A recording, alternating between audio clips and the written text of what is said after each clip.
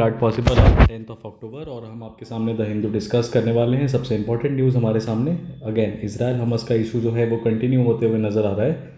और यहाँ पे इंडियन ऑफिशियल ने साफ साफ कह दिया कि भाई देखिए, हमारे जो इकोनॉमिक इनिशिएटिव्स हैं उन पे बहुत गहरा असर पड़ेगा because of this particular war, जो कि एक रेजिस्टेंस ग्रुप और इसराइल के बीच में है। तो कौन से वो दो इनिशिएटिव्स हैं जिनके बारे में यहाँ पे इंडियन ऑफिशियल ने कहा है? तो सबसे पहले इकोनॉमिक इनिशिएटिव जो I2U2 था, जिसमें India, Israel, US, United Arab Emirates partnership कर रखे थे। ये पार्टनरशिप एक्चुअली अक्टूबर 2021 में हुई थी, जहाँ पे इन 4 पार्टिसिपेटिंग कंट्रीज़ ने कहा था कि they are going to prioritise areas like digital connectivity, energy, agriculture and infrastructure.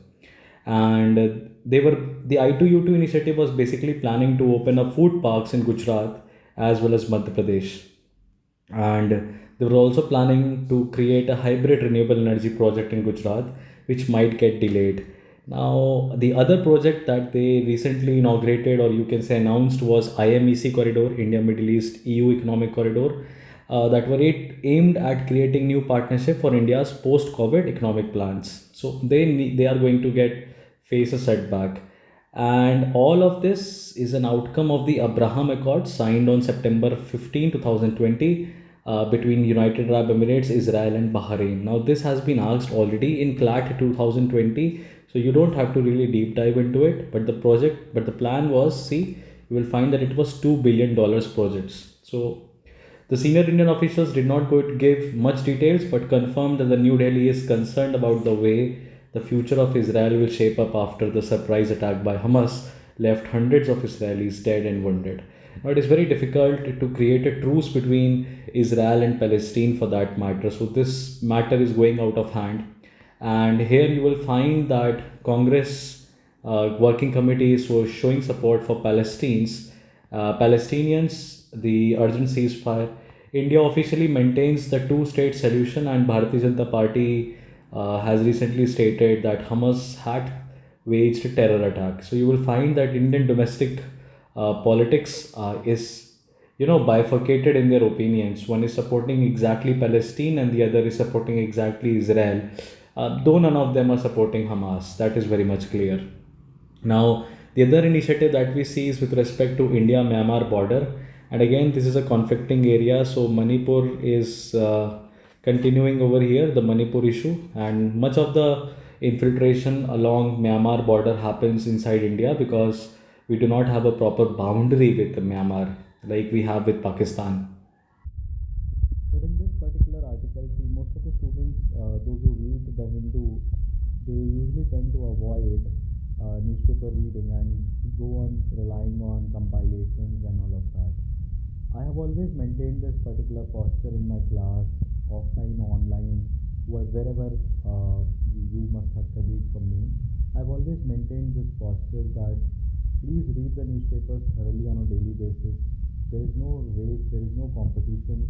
आपको आधा घंटा लगे, 1 घंटा लगे, 3 घंटा लगे, 5 घंटा लगे, पूरे दिन आप पेपर पढ़िए, अपने पेज पे पढ़िए। याद रखिए, एक टेक्निक मैं आपको बता देता हूँ, पोमोडोरो टेक्निक होती है कि हमारा ब्रेन सिर्फ 25 मिनट कॉन्सेंट्रेट कर पाता है। तो हम सिर्फ 25 मिनट के लिए अखबार पढ़ें, उसमें से 2-3 पन्ना पढ़ें, फिर आराम से आधे घंटे का ब्रेक लें, कुछ और करें, चिल मारें, व्हाट्सएप करें, स्नैपचैट चलाएँ, जो कुछ भी करना है, सिर्फ 25 मिनट पेपर पढ़िए, कोई रेस नहीं लगाए। लेकिन ये देखिए, जो मेरी बात है वो ये है कि आपको बाकी सारी मैगजीन्स को एक रिवीजन रिसोर्स की तरह यूज़ करना चाहिए।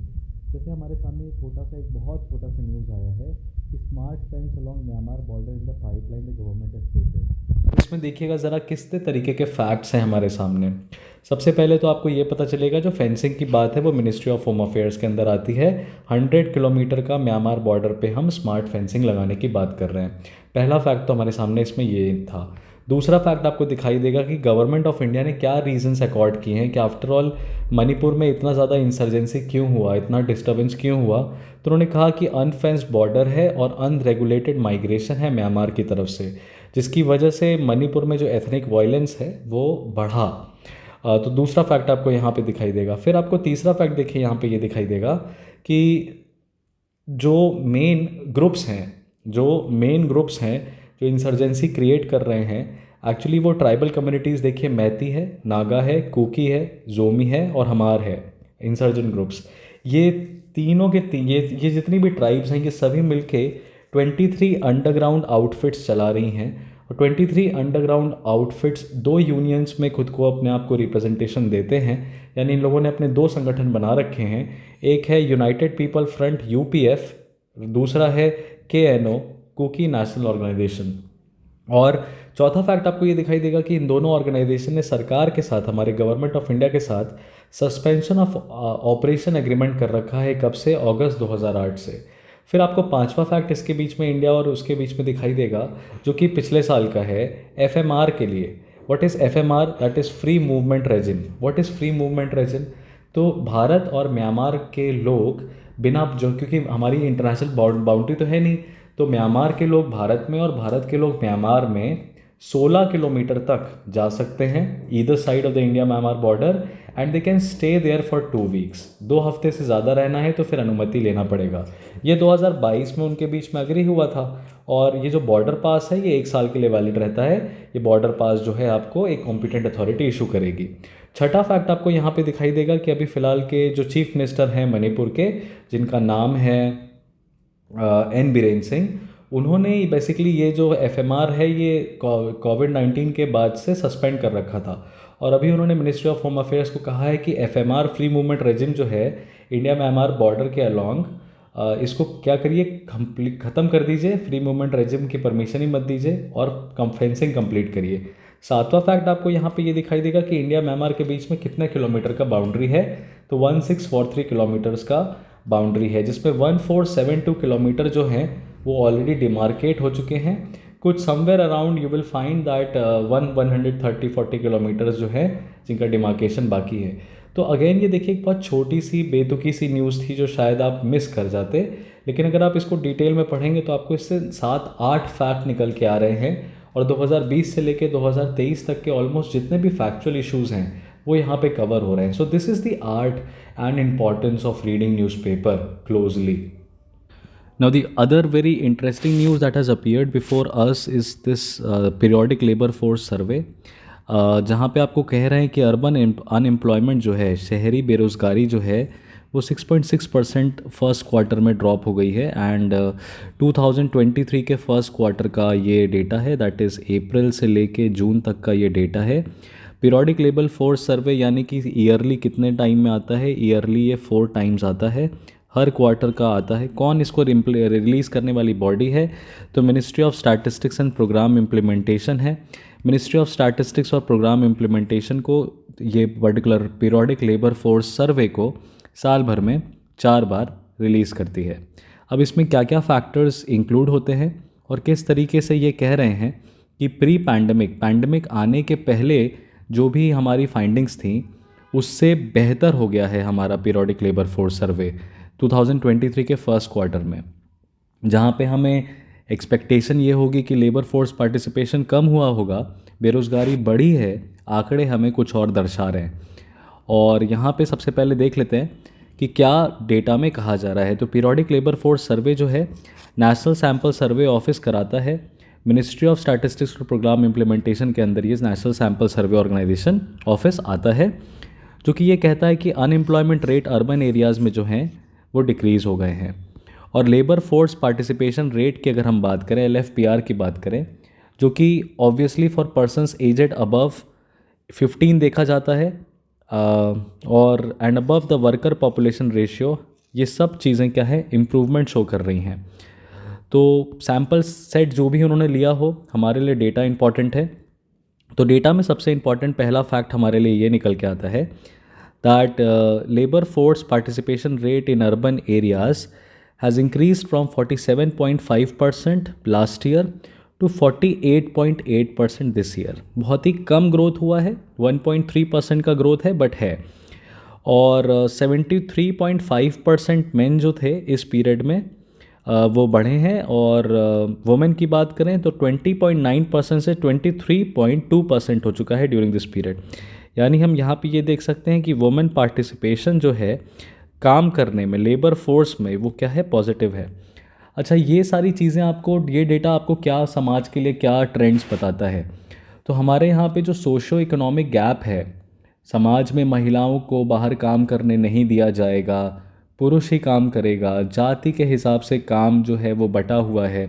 तमाम तरह की चीज़ों में जब लेबर फोर्स को हम कैलकुलेट करते हैं और हमें दिखता है कि महिलाएं अब ज़्यादा काम कर रही हैं, ठीक है, एक साल में 2% महिलाएं बढ़ी हैं, सैम्पल सेट हमारा बहुत छोटा है, इसीलिए एक प्रोस्पेक्टिव और प्रोजेक्टेड फिगर है, बट कहीं ना कहीं दिल में खुशी होती है कि हाँ यार, लेबर फोर्स में दोनों का होना बहुत ज़रूरी है। बिकॉज पुरुष जो काम कर सकता है वो महिला नहीं कर सकती, महिला जो काम कर सकता है वो पुरुष नहीं कर सकता।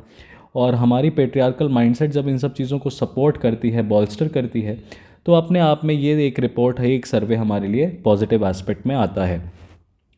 वर्किंग पॉपुलेशन रेशियो की हम बात करें तो अर्बन एरियाज़ में 43.9% था 2022 में, और इस साल 45.5% हो गया है for persons aged above 15 and above.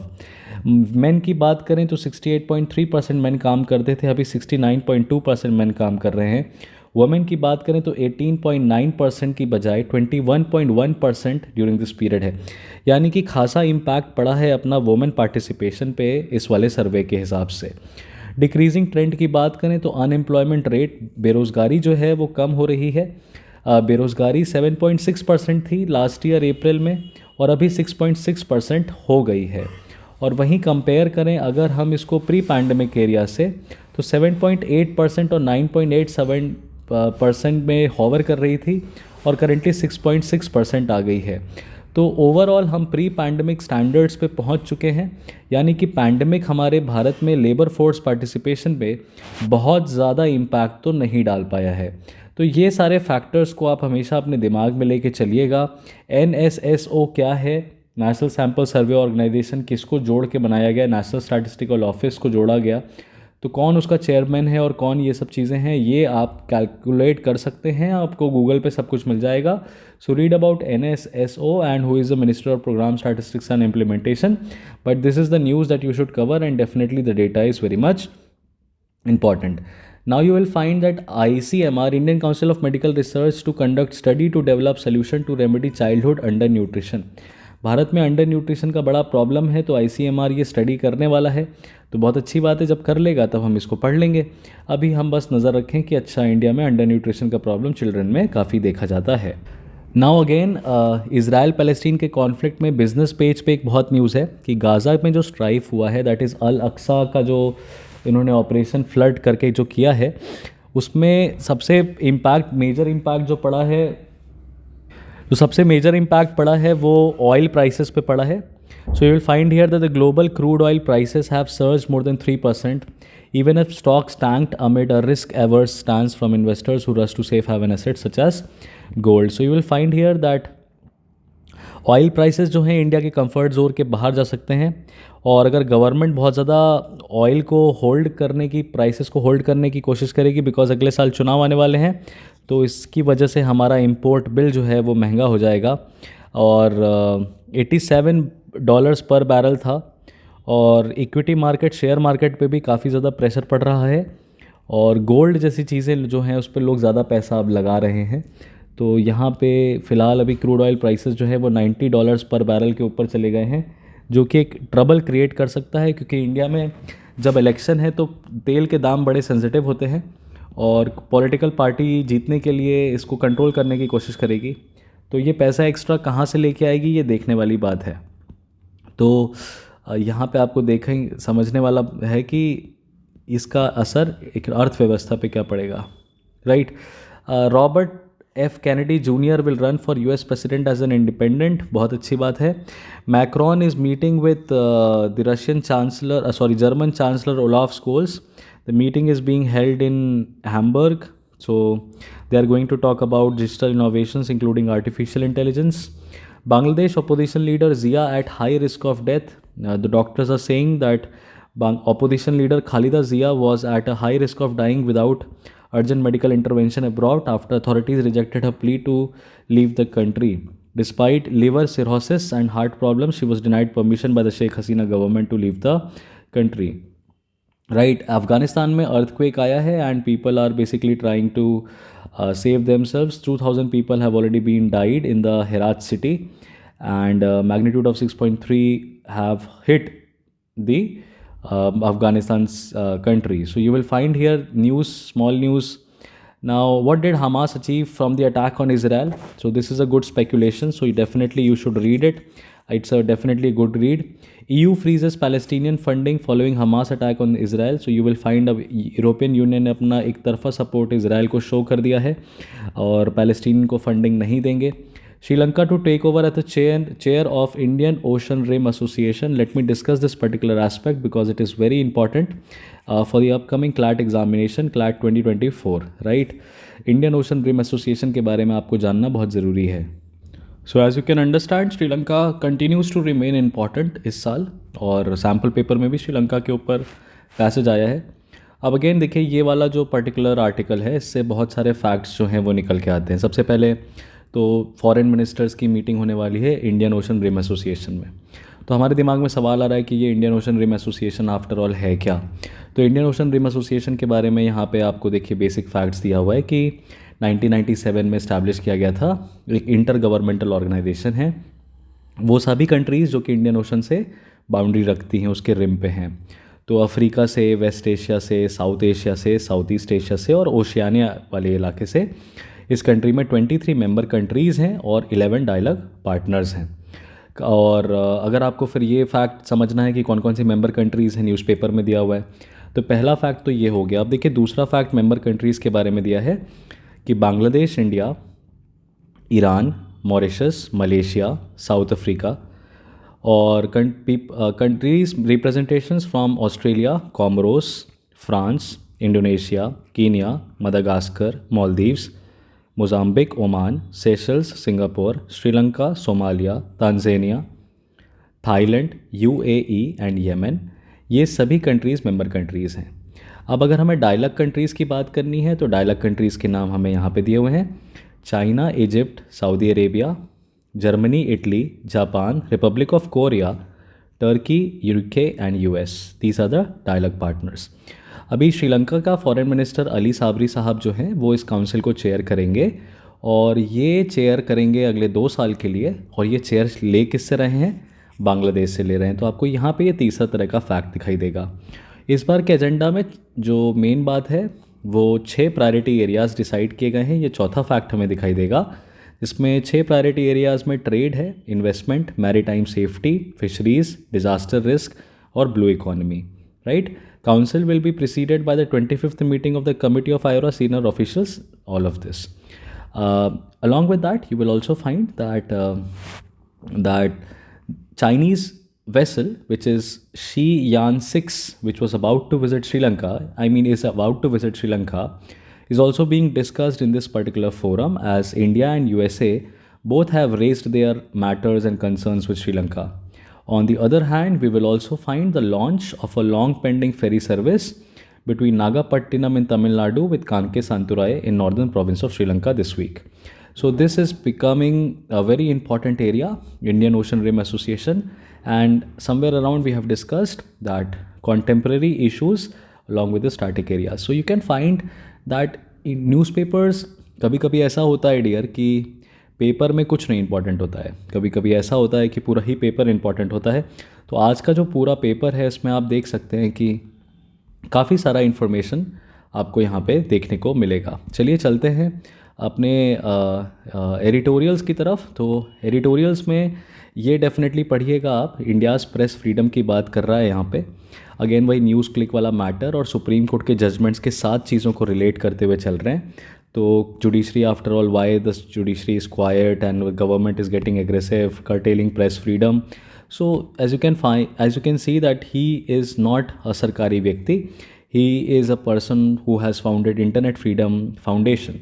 So again, this particular article will be good for your critical reasoning point of view, not for GK, not for legal, but critical reasoning. All right, so you will read this particular editorial, and the best way that I have always told is that first read the conclusion so that you get the good idea about the editorial, what it is about. Then you will read the introduction, and then you will also have a fair idea that this particular editorial is not only about press freedom but also about the silence around the state's seizure of India's press. And who particularly is silent as per the author? The judiciary is silent. And why? So he is speculating all of that. So I'm not going to discuss this particular editorial at length with you, but yes, this is the context that you should keep in mind. The second aspect is mental health and floundering informal worker. Again, this particular editorial is good for critical reasoning point of view, because again, she is no dignitary, very special, renowned person. She's a senior researcher at Indian Institute for Human Settlements. So critical reasoning के point of view से again mental health और informal worker पे क्या असर पड़ सकता है. Indian experience, उसको सोशल सिक्योरिटी नहीं है और उसको ड्रास्टिक इम्प्रूवमेंट की ज़रूरत है. India's best ever tally in Asian Games came from diverse set of events. Definitely, this is going to be a good read for your GK point of view. So read this. And other than this, Israeli occupation of Palestinian territories must end for a lasting peace. Again, this is from a critical reasoning point of view. Nothing here can be stated that it आपको GK के point of view से बताएगा. हाँ, एक चीज़ है, ये Kippur war जो है, योम किप्पुर वॉर 1973 के, ये बार बार न्यूज़ में आते हैं. कल के पेपर में भी थे, आज के पेपर में भी हैं, आगे आने वाले समय में भी रहेंगे. तो योम Kippur war, camp David Accords, 1987 का violence, recognition of Palestine and recognition of Israel, then Abraham Accords and all of that continue to remain important, right? So always keep this in mind, that this is how you need to study. Text and context, nothing as such for your CLAT examination. Despite there are two, three paragraphs that you need to understand. Most of the time students are confused that what is the difference in the protection that we have given to the northeastern region and to the other regions. Why we have included other regions in Schedule 5 and why we have included northeastern region in Schedule 6. So the difference has been clearly mentioned in today's text and context, that how the schedule areas are governed. And here you will find that Schedule 5 is being discussed, and who decides a scheduled area, how are scheduled areas identified. So to settle the dust, clear the doubts, this particular text and context is a good read. I won't suggest that you have to deep dive into this, because again, this is a very technical issue and CLAT aspirants may not get it. And CLAT consortium also does not have the habit to ask these type of questions. But yes, question of the day. With this, I would like to, I'll take you to the front page also, but this is the question of the day. Try to tell me in the comment box, right, which among the following states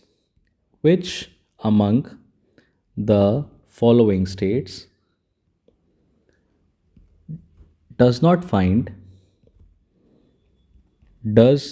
find protection in Schedule 6 of Indian Constitution, right? And try to read about it. So this is like you need to remember, okay? A, tell me it is Assam. B, Manipur. C, Meghalaya. And D, it's Mizoram. So which among the following states does not find protection in Schedule 6?